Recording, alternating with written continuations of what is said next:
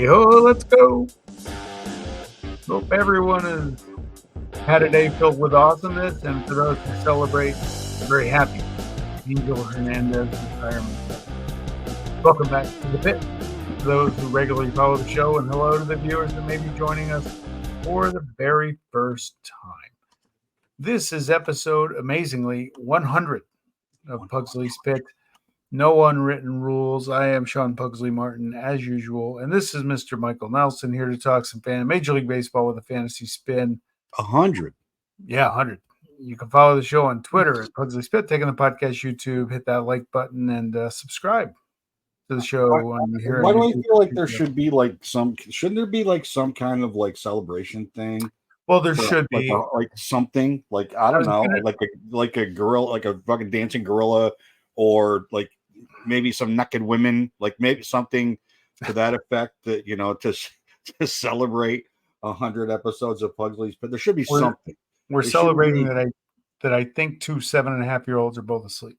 That's what we're celebrating. I was going to do confetti, but then I'd have to you know what?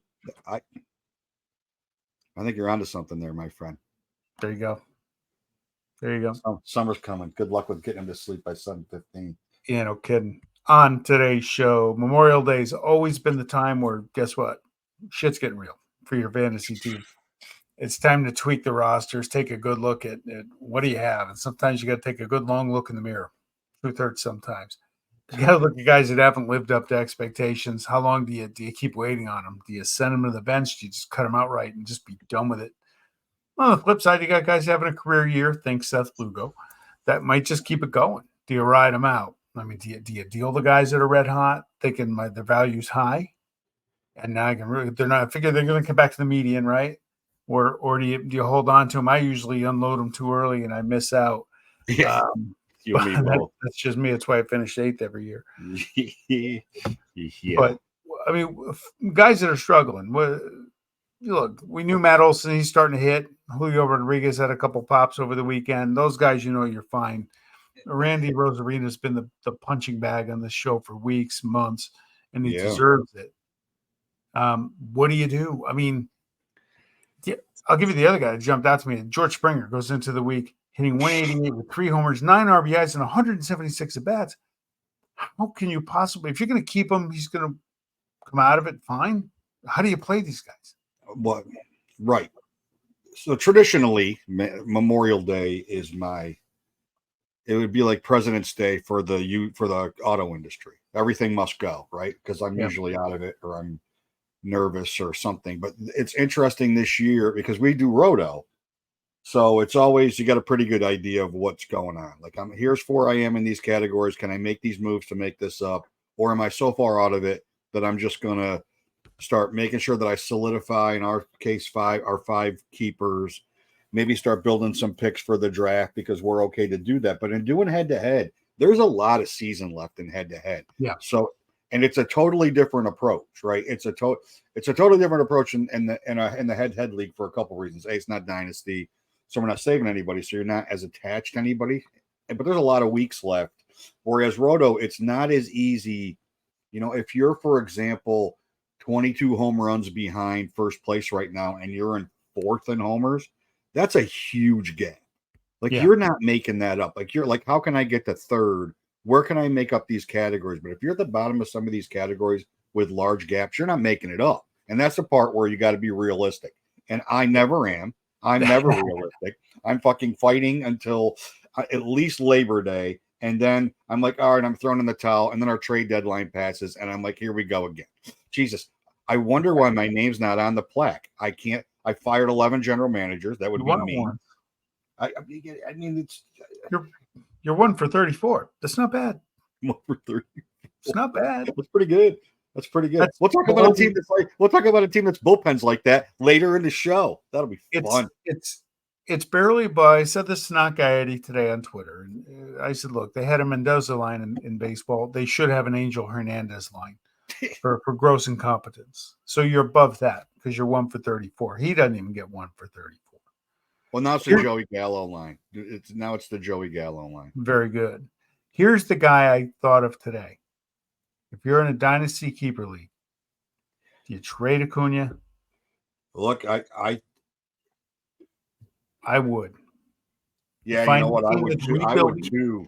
You I find a probably rebuilding would. team that can load you I up. probably would too. I'd go to the bottom third of the standings. Yep. And I would. I don't want to say fleece them, but I would make them an offer. I would shock them by offering Acuna because just like everything else, right? What do they always say? Like winning a championship's hard. Yeah. And if you have the opportunity to pick up,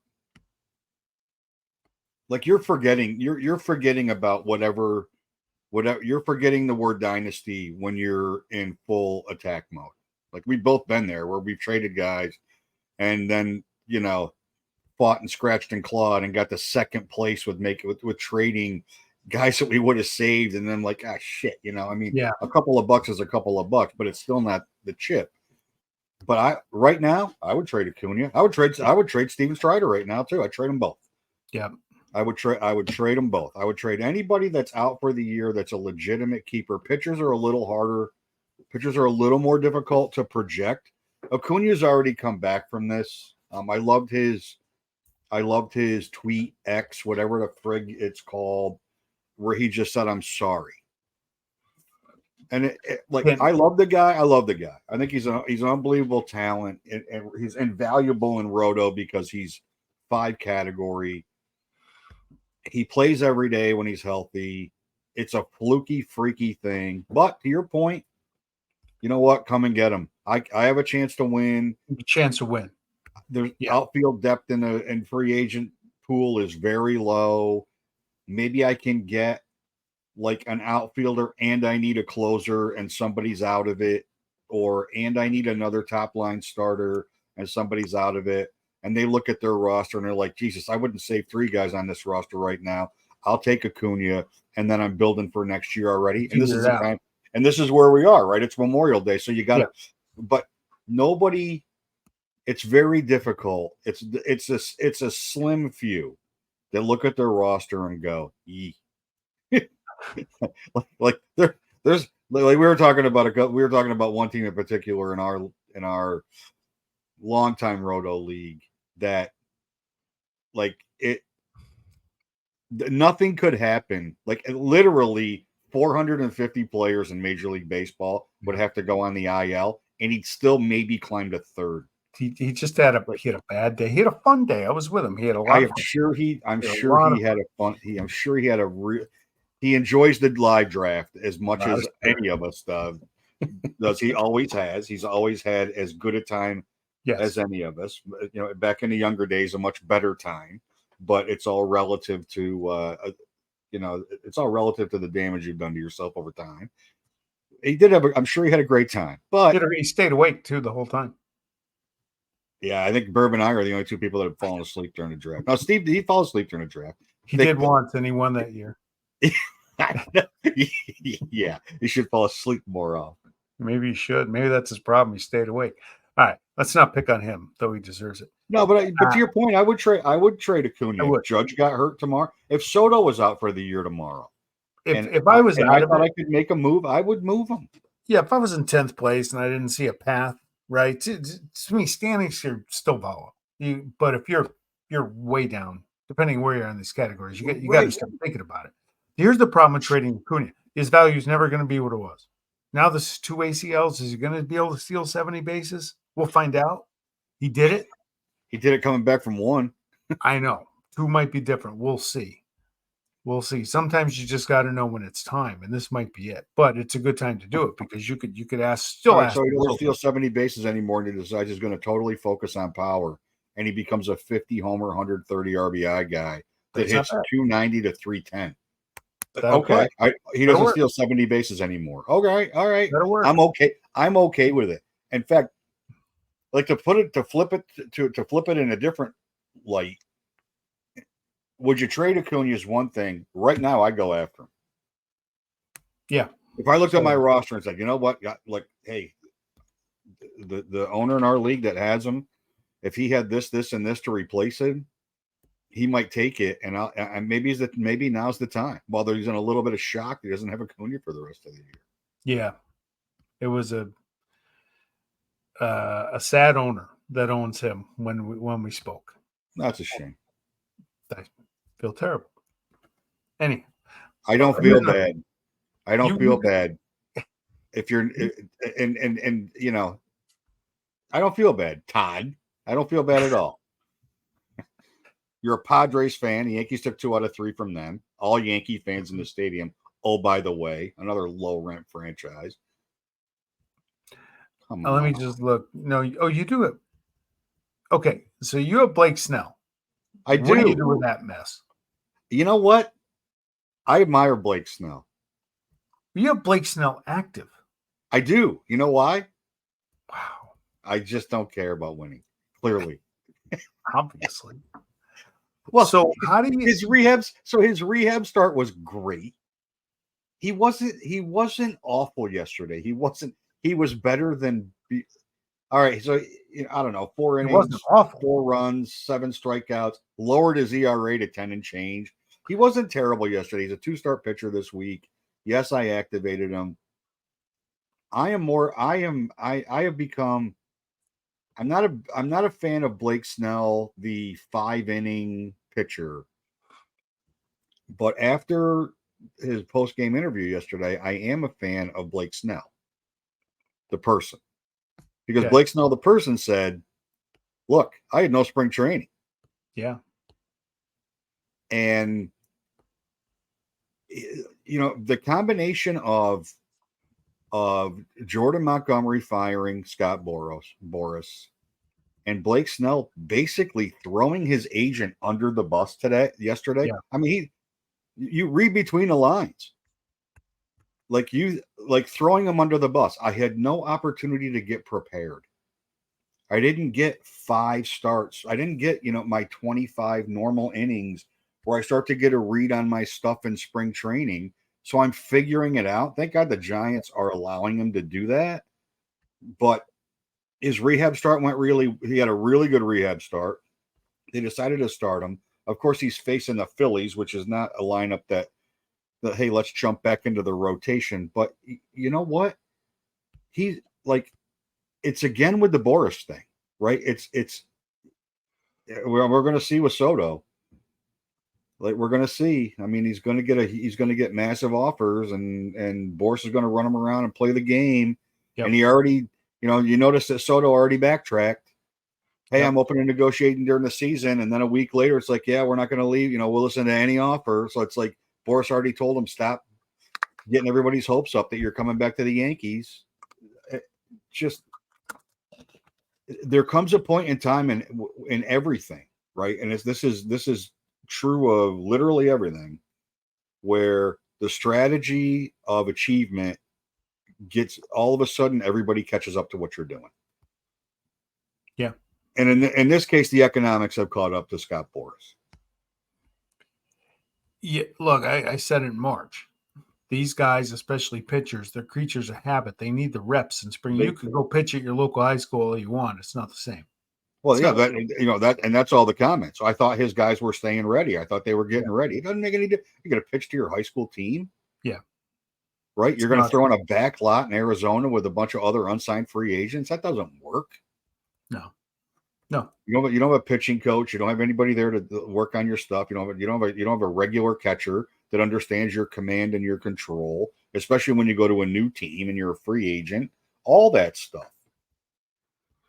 And I think that Snell's probably a guy that's in that like a razor wire guy, right? Like everything's got to be perfect for him.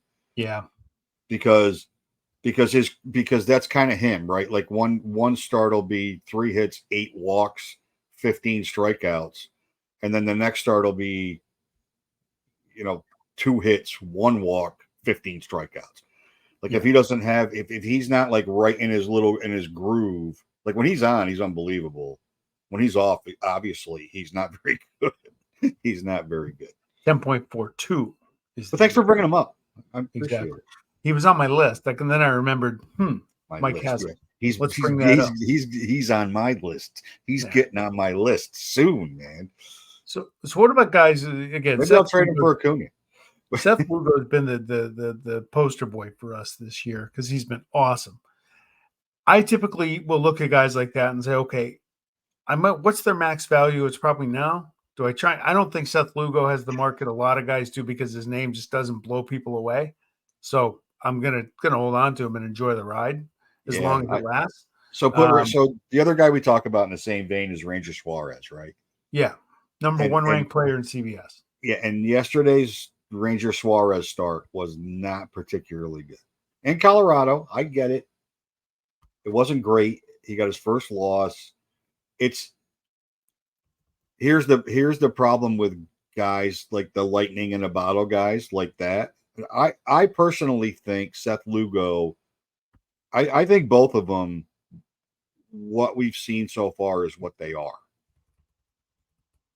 I don't think all of a sudden Seth Lugo is going to become, pick a fifth starter that, AJ Puck. I don't think he's going to become that, right? I think he's trended throughout as he's continued to become a full-time starter. He's trended to this direction. Yeah. Ranger Suarez had a really good second half last year, so he's trended to this direction. They're just not spectacular, so they don't get the love. Like because you and I talk about Seth Lugo all the time, and because I own him in another league, and I'm all over him. Like if you offered me Seth Lugo for Yu Darvish tomorrow, I would do it. Yeah. Because I see that, because I see the value in Seth Lugo.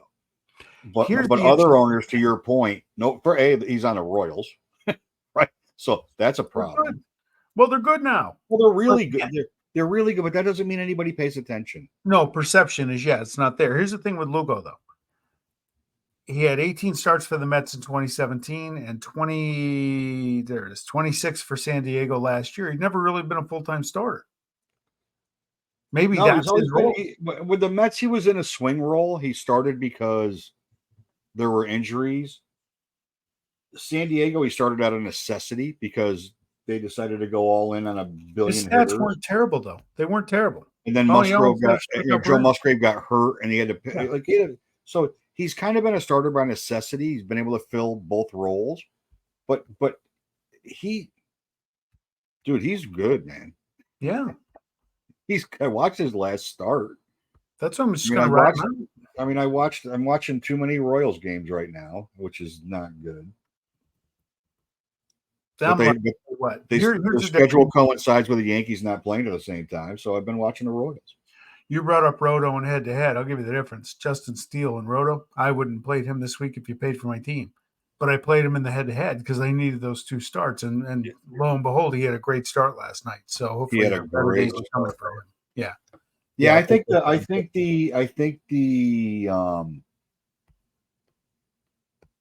was overreaction on him off his first couple starts off the injured list.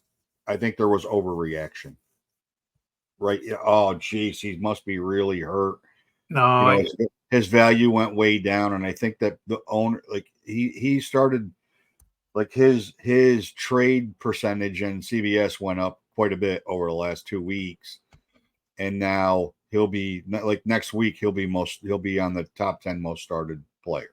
Yeah, he's a guy I never considered cutting. I didn't have any trade offers for him because nobody wanted him. He was terrible. I said, you know what? Work it out on the bench. Yeah, and he hopefully gets in and give me another guy. I don't like those stats being on my bench, but I'd rather have good stats on my bench than bad. So we'll take it, and we'll see where he slots in next week. Wait, what did you just say?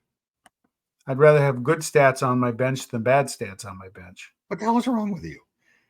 Don't you want your bench to have bad stats? No, I want them to be. We got a whole other show coming. Now this is a whole philosophical show. I want my bench to suck. I don't want to have to guess. Like I benched this guy and he went off, and the guy that I had in my lineup went crazy. Come on. Of course, it's frustrating, but I'd rather have my guys playing well than being garbage, because then you don't want to play them. Yeah, but wouldn't you rather have them be garbage? I digress now. We've gone off the rails a little bit. No. Wouldn't you rather have your guys be garbage on the bench? No, I want them to play well, so I may play them next week. God, I've known you for 40 years. I still can't fucking figure you out. What is wrong with organizational intervention down there? Wow. I want my team to suck. I got to start taking notes on our interactions because I can't put the Wow, the puzzle pieces together on the way your brain works. It's impossible. that's shocking. I just had this conversation upstairs before I came down. Too. The same thing, except for a shorter timeline. Different topic. Except for a shorter timeline. I've known you for 15 years and I can't figure out how your brain works. Hey, Aang, guess what? Track 40. There's no question I'll drive people crazy. Don't bring your job home, Amy. Let him be what he is. It's a gift. Anywho, Oh, who's God. hot and who's not? I know she doesn't watch this because No, she knows better. Mrs. P. No, No, she's a big. I'm sure she's a huge fantasy baseball fan. that would be worlds colliding moment. Yeah. Is We'd my- both get yelled at, which I'm trying to avoid, to be honest with you. She has your phone number. I know. I'm trying not to have him force. I don't want a forced call. Oh. Hopefully, it was just one bachelor party and that's it. So Yeah. let's get back to topic. Yep. Who's hot? Who's not? One word for that. You- Sharpie. That's All right. Who's hot? Who's not? You go. Now we are. All right. Who's hot? Who's not? All right. So you knew it was bound to happen, right? He's too good. He's probably a Hall of Fame player. But in Paul Goldschmidt's last 14 games, 295, 7 homers, 22 RBIs, 26 runs, 3 steals, he's clearly figured out whatever was going on with him. He's figured it out. He's still, like, year-to-date stats are still, he's like 222, but like 14 games a good enough sample size for me to say, you know what, Paul Goldschmidt's ready to go. Who's not? Like, pick a name. Yeah, go ahead. Pick a name. Pick a name. Throw a random name out in the Mets bullpen, and I'll tell you how he screwed the Mets in the last 10 days. Diaz, clearly can't figure it out. Garrett, the new flavor of the week. Like, literally the day after we talked about him last week, he turned into Don Gas Can Carmen, completely imploded. Just a disaster. Adam Ottavino, like 3 great outings in a row, and then he bounces 73 straight balls in the dirt. Like, it's just like, first of all, Tommy, whatever trumpet that guy is, shoot that asshole to the moon. Focus on getting guys out in the Mets bullpen. If you have a Mets bullpen pitcher active in your lineup, if holds are important, you're not getting them right now. If saves are important, you got to win games to get saves, and they're blowing them anyway. They're clearly not hot. No, they're not. But you know who is? 40. I think the number was 46% owned going into the end of last week, and it was up to 73% this morning. Yeah. David Fry from Cleveland. Catching is you get what you get, right? You have a few that are elite. Perez, Rutschman. The rest of them are kind of lumped in, but here's another guy. 36 games played, season 354 or 344 average, 6 homers, 19 RBIs. He's 28, which would be my only concern because you could say, where's this been? Right. But you get a hot hand, you ride it. You ride it until they're not hot anymore. Then you go get somebody else, especially at that position. You can move guys around, but yeah, he's out. He's worth the investment. And the other guy is your guy. Oh, Christ, please. Last 21 days, no RBIs. None. Hey, thanks. Angel Hernandez hasn't done a game. Thanks for bringing it up. Hey, Mel, his wife is playing in the Olympics. Oh, okay. I digress. Let's talk about Mallory instead of Dansby because Dansby sucks. Hitting 200, 5 runs, not even swiping a bag. Well, you got to get on base, steal bases. Put your elbow in one, take one. Get on with it. I obviously, I have him in 2 different leagues. I've got him in an NL only league, and I've got him in our league. He doesn't have a position in the lineup. Like Council's moving him all over the damn place to try to jumpstart him to get him going. He'll hit third, he'll hit seventh, he'll hit fifth, he'll hit eighth. Like they're moving him all over the place. Thankfully for the Cubs, he's playing good defense, but yeah, he's not hot. That's probably an understatement. He's in my lineup though, because you never know. You can't have enough bad guys filling your stat. Yeah, you can't have enough bad guys in your lineup burying you in categories. Do you want your active lineup to do well at least while your bench is sucking? I do, but when you got a guy in your bench that's equally as sucky, it's kind of hard. You just pick one. You pick the hitter matchup, and you're like, they're home. It's windy in the Midwest this time of year. Maybe you'll get lucky and barrel one up and hit it out. Oh, you know what I mean? Oh man, I'll have to do it next week. I got a badge of honor. Some Las Vegas A's fan handle. I did get blocked by somebody on Twitter. You did? Yes. Good for you. Good. I'm happy for you. Yeah. I gotta screenshot that and make that a little background. I'll take it. It's not Dave Cavill, but I'll take it. Yeah. Well, Dave Cavill would actually idiot lives in the desert. He would actually have to admit that he would respond to you or pays attention to you. I'm guessing it's a Cavill burner account. Could be. Go get him and cut him. Who you got? Go get him. So Ryan Weathers from the Marlins, of all the guys, right? So of all the guys, he's not spectacular. Like he's just not. I mean, he's pitching to a 1.09 WHIP, 3.16 ERA.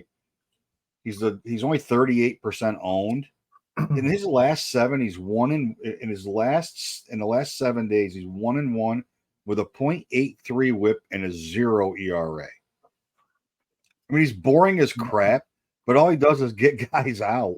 Yeah. And there's definitely in everybody's lineup right now, there is somebody that has worse stats on a start-to-start basis than Ryan Weathers. And then cut him. I've wanted this guy to be good for 3 years now because the Pirates need another outfielder. Jack Sawinski. Yeah. Hey, Jack Sawinski, like you've been given every friggin' opportunity by the Pirates. And now they're like starting to emerge as a team that could actually scratch and claw their way, even though they're 4 games under right now.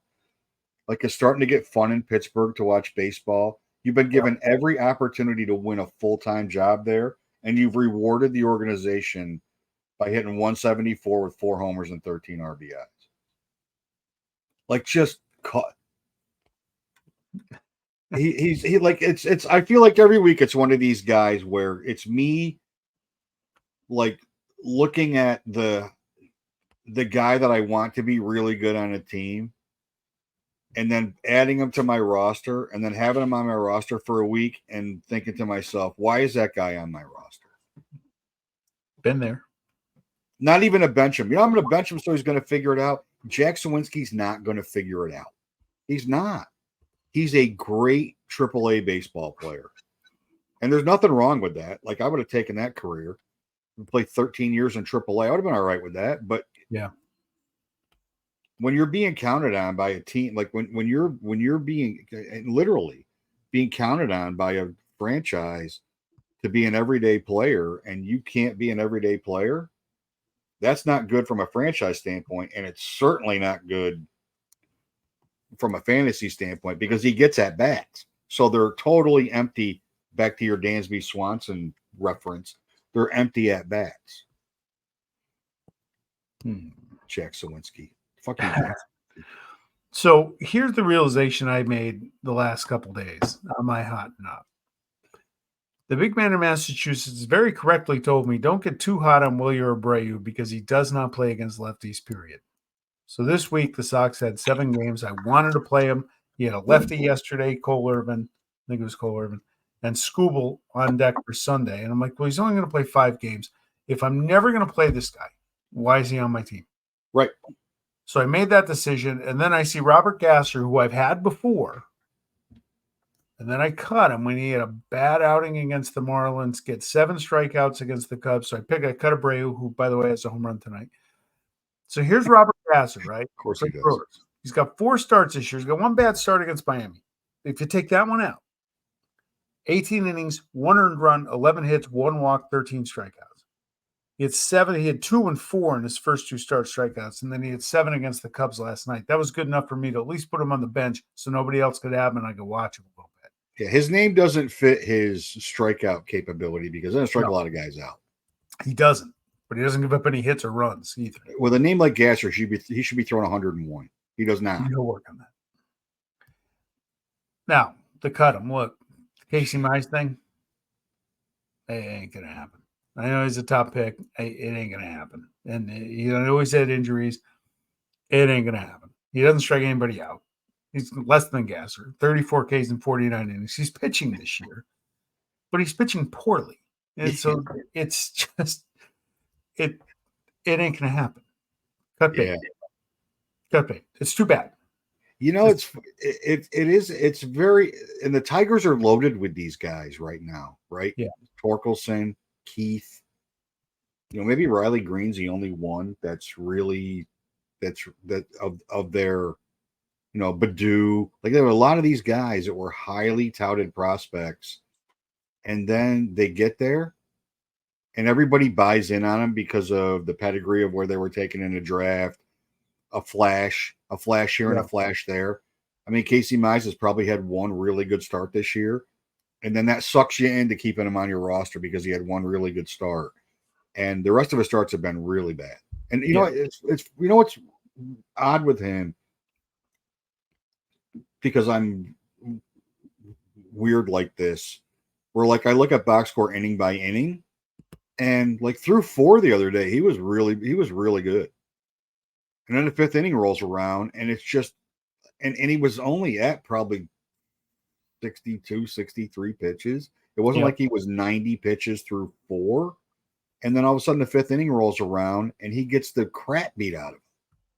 And it's every single start. It's every single start. You almost can't even make him a closer because he doesn't strike guys. He doesn't miss bats. No, he doesn't miss any bats. And they need a closer badly. He's not perfect for that. All right. It's Casey Mize. Hey, good run. Good for you. But good for you. Good for go ruin somebody else's team. Yeah. I think I had him once. All right. Closing 5. I'm looking forward to this closing 5. Yeah, I'll be spot on. I'll be brief on the first 4. Well, maybe not so brief on the first one. Why in the name of God are teams off on Memorial Day in Major League Baseball? I don't know. Just somebody explain to me why that makes sense. So you have been as an entity, you have been considered America's pastime forever. And what day more embodies America of the 2 days in the calendar year that the season's going on, 4th of July being one, and Memorial Day, where thank you to everybody that made the ultimate sacrifice for this country, where you have a captive audience. You got people at parties. We were talking to my neighbor about this yesterday. Like, I'm at parties. I really don't like you, so I'm hoping there's a baseball game on that you can flip on. And I know it's the White Sox and the Marlins. I don't really care because I'd rather pay attention to that than my host meaningless bullshit while he's burning stuff on the grill. But like, why isn't there's no reason on earth where there can't be a full slate of 105s and a full slate of 405s on the West Coast. There's none. And just like every other thing the MLB marketing touches, they frig this up all the time. I feel like I feel this way every single Memorial Day because you know why? Every Memorial Day, it's not a full slate. It's ridiculous. It is crazy. Captive audiences. You got people at home. You got people that will go to games. Hey, what are we doing today? We don't really have any plans. Let's go to the ball game. But you know what's funny? We'll take a small business. We'll take a personal loan, or we'll take a home equity loan, and let's go to the game. I mean, but it's also a Monday, and it's coming off like 4th of July. Everyone's playing, and that's usually getaway day. That's always a day off, but they change it for 4th of July. So I agree with that. But if you look at so I'll use the Yankees as an example. They played like 19 days in a row in April. Like you can't squeeze a game. You can't do a 2-2 on Memorial Day weekend with the way the schedule is now. Yeah. You do a Friday, Saturday, Sunday. Like, there's no way you can't tell me that the Yankees couldn't have played in Anaheim yesterday after being in San Diego. They could have. Yeah. There's no reason that they couldn't have. And the Angels were home. There's no reason that couldn't have happened. Like, do a better job with the schedule.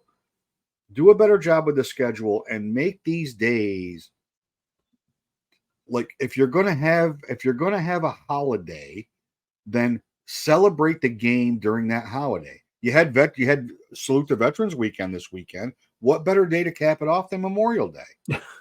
It's just kind of not as effective on Friday when you're wearing,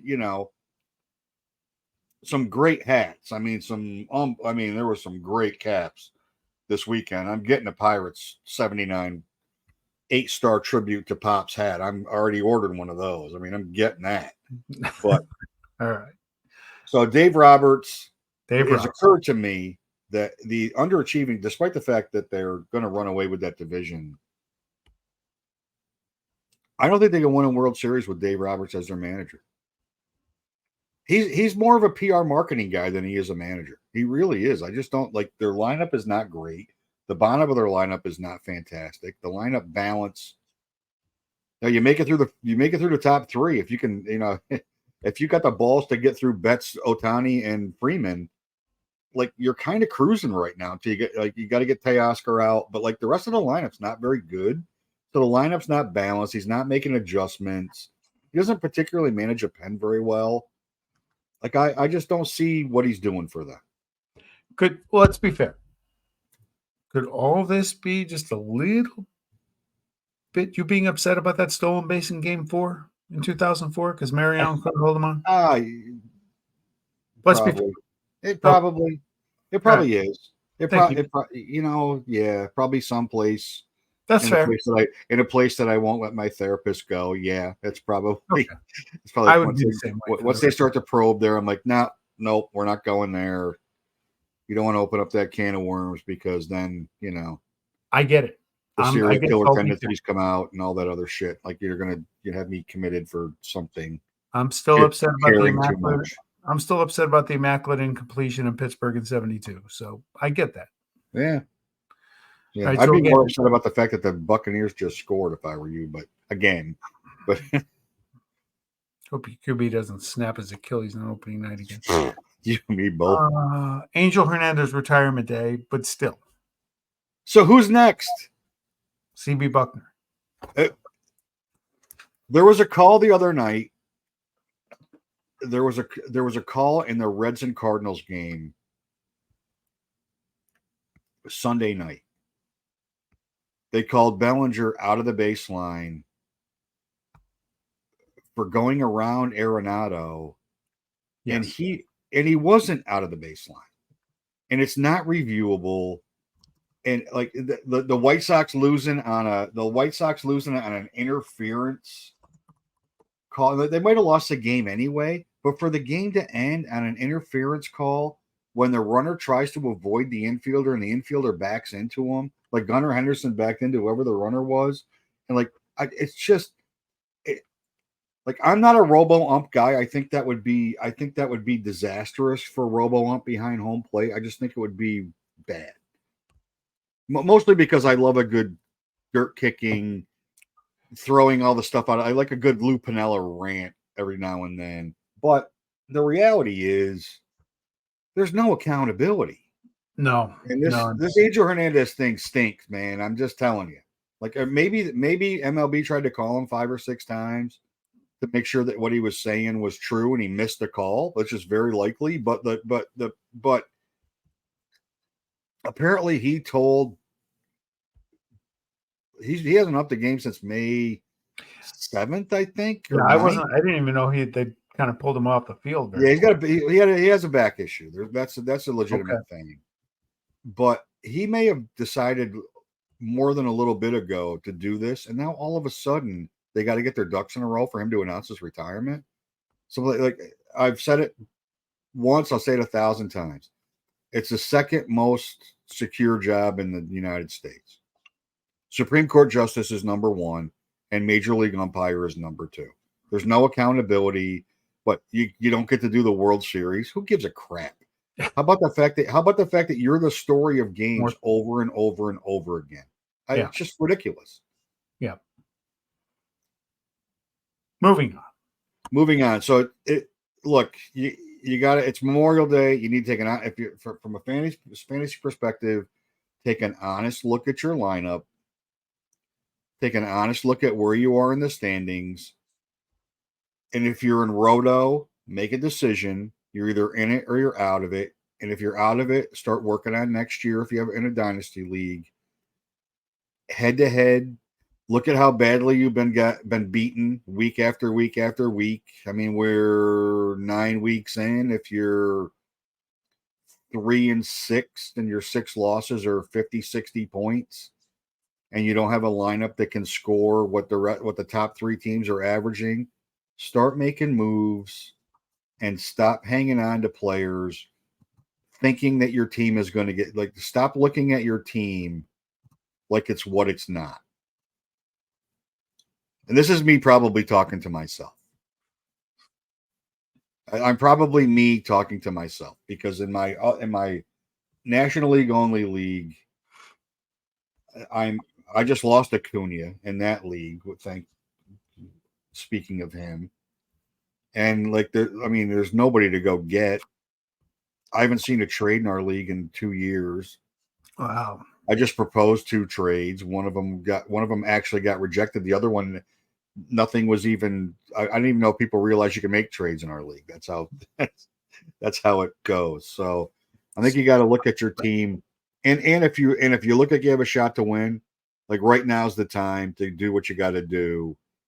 You got to do what you got to do. You can't have it both ways. You can't hold on to dynasty players. You got to win when you can win. That's the way it goes. Winning is hard. I usually, like I said, at the start of the show, Memorial Day, kind of, okay, what do I have? What do I need?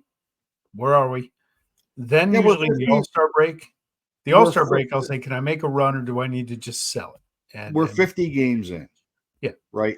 So at 50 games, unless guys started the season injured, which happens, or guys miss some time, you pretty much have an idea of what your team is. You should. And if you're waiting for guys to come back and you're in categories that you can make some moves in, like Garrett Cole for me is a great example. Like I don't panic on strikeouts because I'm going to get Cole back in the next probably 3 weeks. But if you have guys that are now, if you got Steven Strider and that was what you were building your team around for this year, and now your pitching is a disaster, go find another guy to hold on to for next year. I mean, make the moves. Like, don't wait until you're like not looking at it now is when you lose. Yeah. Right. Not looking, not like looking at it week to week will drive you crazy. Trying to tweak your roster week by week by week. But if you sucked it up, said I'm going to roll with what I drafted. I think I had an okay draft, or I already identified the holes that I had, and I fixed them by picking guys up on the free agent wire. That's one thing. But now's the time to really look. Like, can I make hay in the next 3 months? Because if you wait until the All-Star break, you're wherever you are is where you are. It's hard to come back, especially in some ERA with in Roto. It's really hard to batting average. The more innings and the more at bats that pile up in Roto, it's hard. You can't dig out of stuff. Yep. All right. Speaking of digging out of stuff, meet the Mets, greet the Mets. Everybody beats the Mets. Everybody beats them. What'd I say? 70 wins in our preview of the National League East? I think so. They're 22-31. They don't compete. Their best player doesn't have a contract. Their most expensive player is playing like he doesn't give a crap. And you friggin' Met fans, with the best thing in your day is to bring a reliever in that basically can't get anybody out right now, so you can hear some stupid trumpet song like it's the greatest thing in the world. You think you're going to get Juan Soto. Like, Juan Soto wants to win. He's not winning in that shithole that you guys have. You half-assed low rent, redheaded stepchildren, little brother on the other side of New York, you're a bad baseball team. And the sooner that you guys realize that you are and come to grips with it, the easier it will be for you to say, you know what? Maybe we should be playing Vientos every day. Maybe we should be playing Beatty every day. Maybe we should be trading Jeff McNeil. Maybe we should be looking to try to move if somebody will take Lindor's contract. Maybe that's the stuff that we should be doing instead of going, we're only 9 games out of first place and we're only 15 games out. We can make a run. No, you can't. You can't. And I would say that the fans in the stadium would have some what could get the team going. Ain't nobody going anyway. Like the season ticket holders know the team stinks. So your owner's well intended. He's a fan of the team. I live this world as a Jet fan because my owner is a fan of the team. And you know what? It doesn't work. It doesn't work. You can't. There's only one George Steinbrenner. There's only one Mark Cuban. There's only one of these guys that aren't lifelong fans of the teams that bought their team, became fans of the team, said, we're going to spend and we're going to do whatever happens, but be ruthless enough to realize that they made the wrong decisions and act on them quickly. And that's not happening there. You haven't had any consistency in the front office forever. Your manager's an idiot. You got rid of the best manager that you had in 15 years. It's just like there's no plan there. There's no clue. Your City Connect uniforms look like a Rikers Island intake uniform. I mean, there's nothing going on for the Mets that gives any redeeming value to them being a baseball team.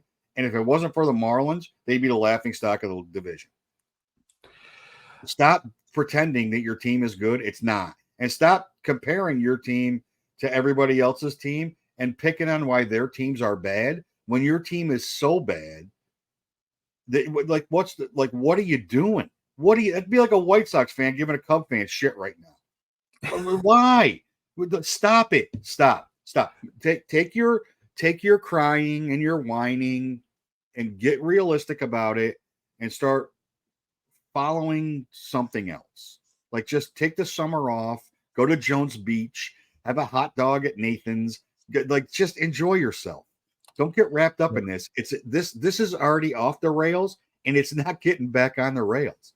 And I hate to say that I was right. No, I don't hate to say that I was right. I'm glad that I was right because you deserve it. Because you chirped all off season about how great your team was going to be. Oh, we're getting Edwin Diaz back. It's going to save our team. What? You got to get to the closer first, you nitwits.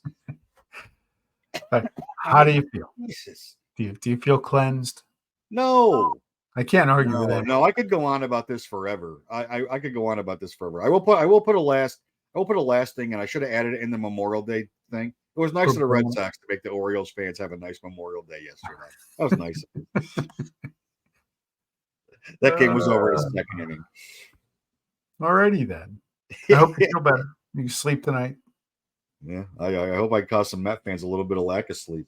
Decompress. You'll probably get a phone call or two tomorrow, or at least a nasty text. I'd love to consider this debate. I'll bring actually what a Met fan doesn't bring that I'll bring facts to the argument, which is like don't be afraid to post this podcast on the baseball website just in case they haven't smashed the like button on YouTube, nor have they subscribed. I have a feeling that Torture channel yet. Iron Brigade and the Pigs and Unstoppable will not be smashing the like button on this at all. And you know, and Rocco, this is kind of built up, Rocco Constantino. It's kind of built up because you stood me up for a cheesesteak. So I've been pissed off since then anyway, and it got me right to the Mets. Right to the Mets. Closing thought. The big man in Massachusetts did support your, what's it, Dallas Andros? Yeah. He vouched for that. Yeah. So he may be the one he may have been the one that originally told me about Dallas Andros. Give me a contact information. They've now gotten a couple of mentions on the show. I'll send them our rate sheet for stuff like that. Oh, absolutely. Yeah. Absolutely. If the worst thing that happens is that we get a free cheesesteak out of this, it'll be the most glorious day of your life. I'm just saying. I'll work for cheesesteaks. Do they toast the bread? They will, but you're gonna have to deal with. It's kind of like a little soup Nazi shit going on. You got to pay extra for that. it's more emotional torture than it is anything else. I like my bread toasted. Yeah, I wouldn't ask for it there. Okay. I would take it the way you get it and don't ask a lot of questions. And move along. You start asking a lot of questions. Like they serve it with you can get marinara sauce with it, and when you ask for it on the side, it's either no sauce or no sauce. And if you ask for it on the side, it's a thing, man. Like You get a it's look. like Okay. it's a little more than a look. Okay. It's a little more. It's a look, but then there's the like back turned grumbling. It's a little attitude about that. Like it's just like this fucking guy with a fucking sauce on the side. It's that kind of thing, which is why the place is so awesome. All right. Well, look, Pugsley Pit 100 done. We move on to the next 100 beginning next week. Yeah, 100, almost as many episodes as my age. It's spewing a lot of babble. I was going to say spewing bullshit, but it's a family show. But okay. No, it was until you had me join it, and then so we added you to the program. All right, my man. We will see you next week. And John Fisher, sell the team. Bastard. Please. We're out.